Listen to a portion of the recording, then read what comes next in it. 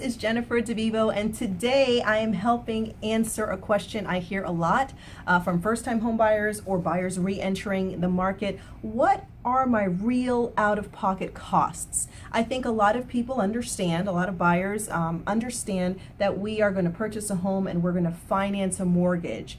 So for example, a $200,000 mortgage, we're going to go to the bank, we're going to get a loan, we're going to pay this loan off in 15 to 30 years. But what are my actual out-of-pocket costs before I get to that point?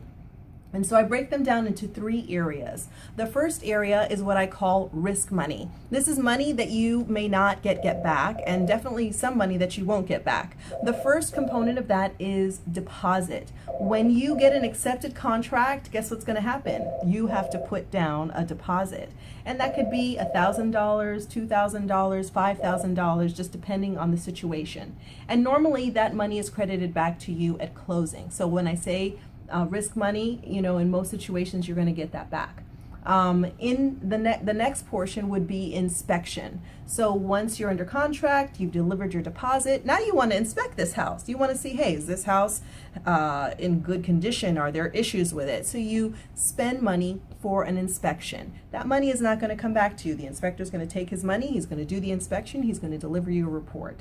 Then after that, we have appraisal. So if you get past the inspection process, you're going to be paying your bank to send out an appraiser and make sure that this house is worth what you're paying for, what you're financing for it. So again, risk money, deposit, inspection, appraisal. And if you're worried about, hey, how much does that cost? Inspections can run anywhere from $300 to $500, appraisals anywhere from $400 to $500. So just kind of keep that as a general estimate. The second portion of out-of-pocket money is going to be your down payment. So normally what we see with down payment, right now we're seeing a lot of people doing conventional or FHA loans. And if we use the price point of, say, $200,000, if you're doing an FHA loan, it's very popular because it's only 3.5% down, and that would equate to about $7,000. Some people are selling a home and they're moving into a new home, and they may take some equity from that sale and do a conventional loan, or they might have saved and put 20% down. So your down payment is that second component that you're going to have to bring to closing. The last component are what we call closing costs. And this is kind of like, when you buy a car, you're like, you see, I don't know, $39.95, and you're like, okay, I'll go buy that car. But there's tax, tag, and title. Same thing with the house, but maybe a little bit more. Your closing costs are the fees that you're going to be paying when you close on the day of closing.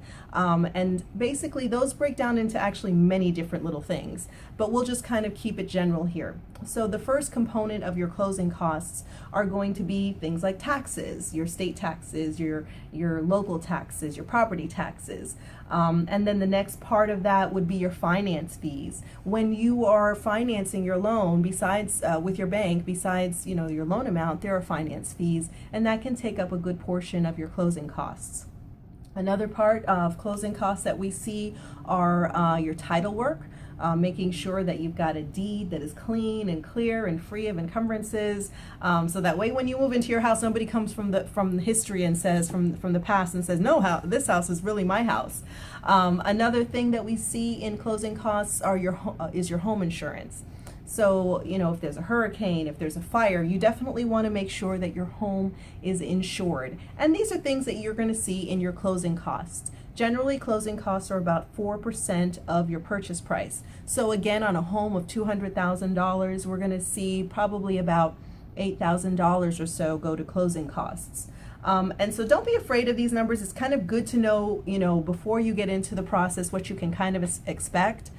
We do have special financing programs that can help you with down payment, your down payment, and help you with your closing costs. And if you have a savvy agent under the right circumstances, they may negotiate for the seller to pay for some of your closing costs.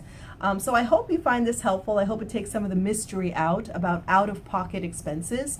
And if you want more information or you need coaching or advice, I would be more than happy to help you here at De Vivo Realty. Just reach out to us at www.devivorealty.com.